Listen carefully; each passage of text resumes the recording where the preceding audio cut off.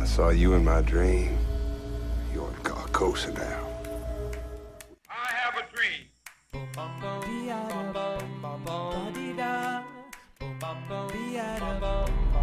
We are like the dreamer who dreams and then lives inside the dream. Cutest that I've ever seen. Give him two lips like roses and clover, and tell him that his lonesome nights are over. Sandman, I'm so alone, don't have nobody to call my own.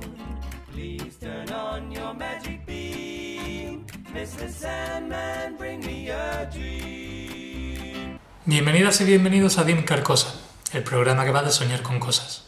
Si no tienes muy claro cómo has llegado hasta aquí, todo esto es un sueño que compartimos tú, yo y una figura histórica a la que entrevistamos.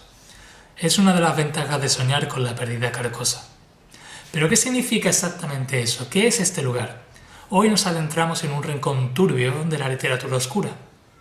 Hoy soñamos con Carcosa. Corría el año 1893, cuando la ciudad ficticia llamada Carcosa fue nombrada por primera vez en un habitante de Carcosa. Un relato corto recogido en el libro Can Such Things Be de Ambrose Bierce.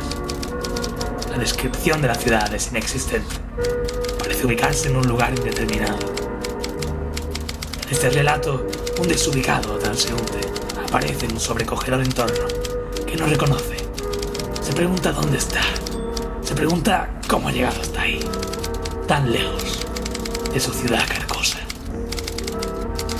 Le vienen a la mente también las palabras de cierto sabio llamado Ali, que diserta sobre la naturaleza de distintas formas de muerte. Al encontrar un conjunto de lápidas, la mayoría desgastadas e ilegibles por el paso de los siglos, encuentra su propio nombre en una de ellas. Otro de sus relatos se titula Aita el Pastor, en el cual se nombra por primera vez a Astur, Dios a quien el pastor presta devoción, sin mayor importancia que esa dentro de la historia. Over all the dismal landscape, a canopy of low, lead-colored clouds hung like a visible curse. In all this, there were a menace and a portent, a hint of evil, an intimation of doom. Bird, beast, or insect, there was none. The wind sighed in the bare branches of the dead trees, and the grey grass bent to whisper its dread secret to the earth. But no other sound, nor motion broke the awful repose of that dismal place. Usando la técnica que me aconsejó aquella anciana, trato de invocar a Ambrose Bierce a mi presencia.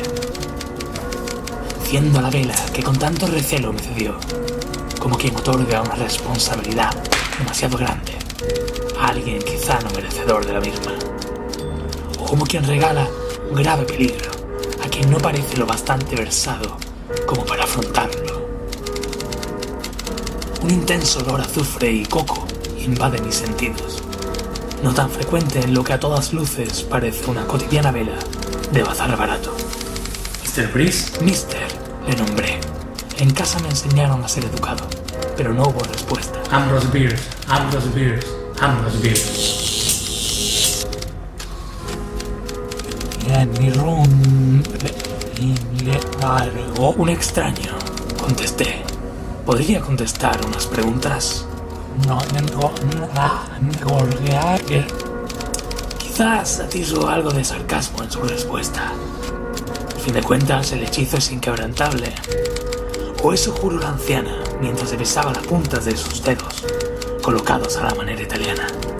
Por lo que no tenía más remedio que acceder al interrogatorio o soportar un largo silencio incómodo. Aunque por otra parte, ya estaría más que acostumbrado a eso.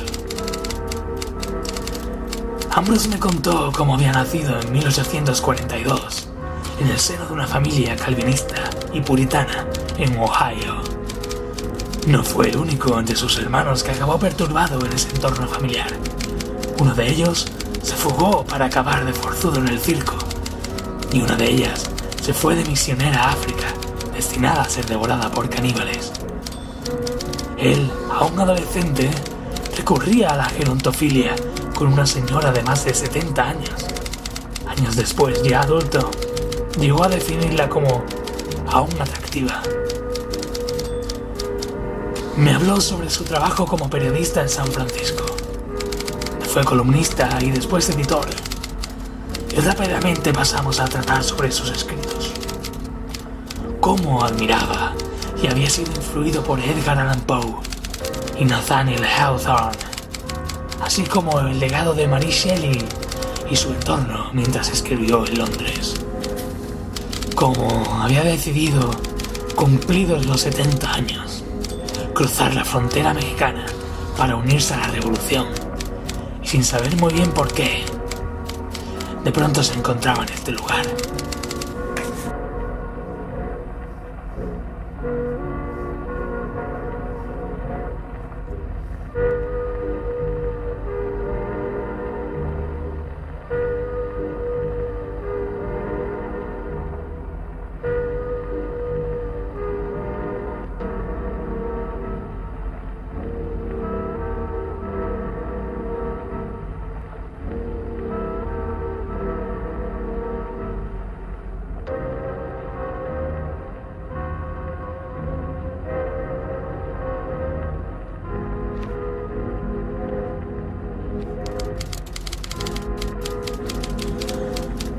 Solo un par de años después de publicarse Un habitante de Carcosa, otro autor estadounidense recoge el testigo de Pierce, publicando en 1895 The Killing Yellow, un compendio de relatos cortos macabros.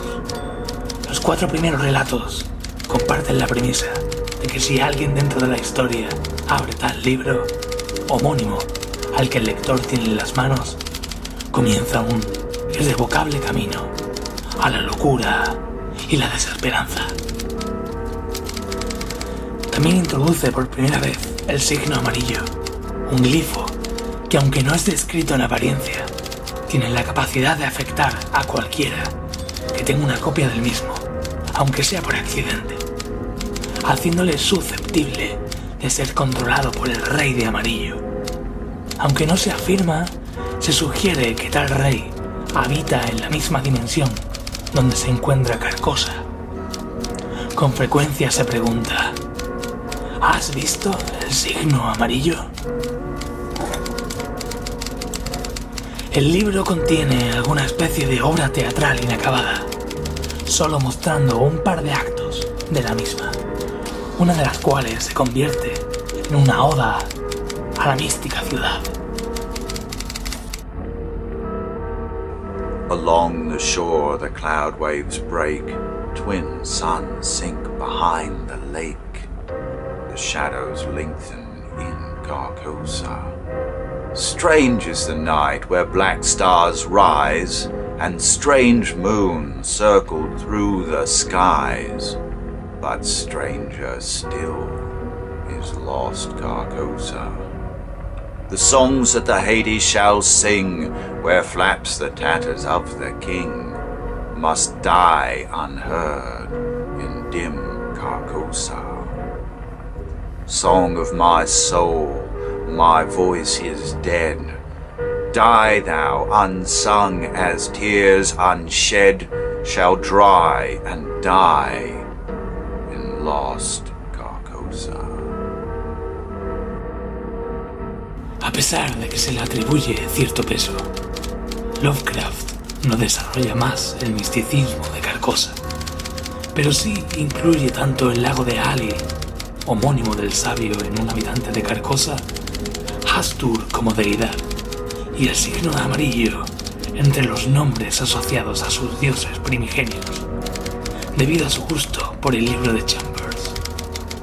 Los tres forman parte de los mitos de Cthulhu. Es Ogos Derleth.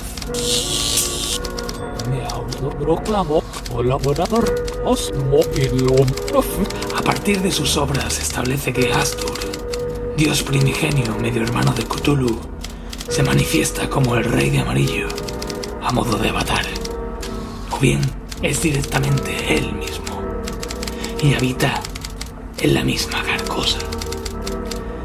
Desde allí influencia mentes creativas y las dirige hacia la locura dentro de su arte, usando con frecuencia, pero no en exclusiva, el signo amarillo para obsesionar a su víctima.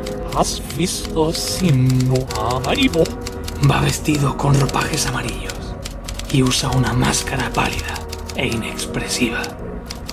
Su objetivo no es otro que eventualmente llegar a la Tierra a instaurar un orden de locura. Y para ello, trata de influenciar tantas mentes como es posible. En tiempos modernos, se han producido películas que hablan de Carcosa y el Rey de Amarillo, como The Yellow Sign, una película independiente de Aaron Vanek en 2001, o In Carcosa de Christopher Ernst en 2012. Pero la referencia más notoria, sin lugar a dudas, es la primera temporada de True Detective. You know Carcosa? What is it?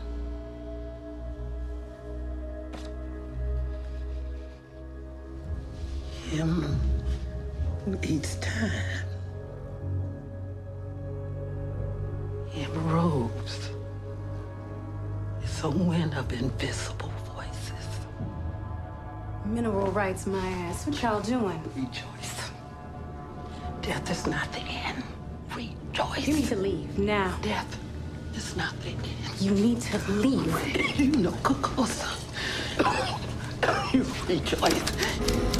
El Rey de Amarillo se manifiesta en Luisiana, personificado en un individuo, quien crea una especie de culto causante de multitud de desapariciones en el área. Mientras que trata de resolver el caso, el detective Roscoe es susceptible de influencia por un modernizado signo amarillo debido a las alucinaciones que sufre. En su cosmología particular, Astur es una criatura por encima de las limitaciones del tiempo y parece alimentarse de historias. Es como si sembrara las vidas que consumirá cuando llegue el momento de sesgarlas, mientras que cada vida estará condenada a ser revivida y sesgada durante toda la eternidad. It's time, isn't it? The Black Stars. Shut the fuck up. I saw you in my dream.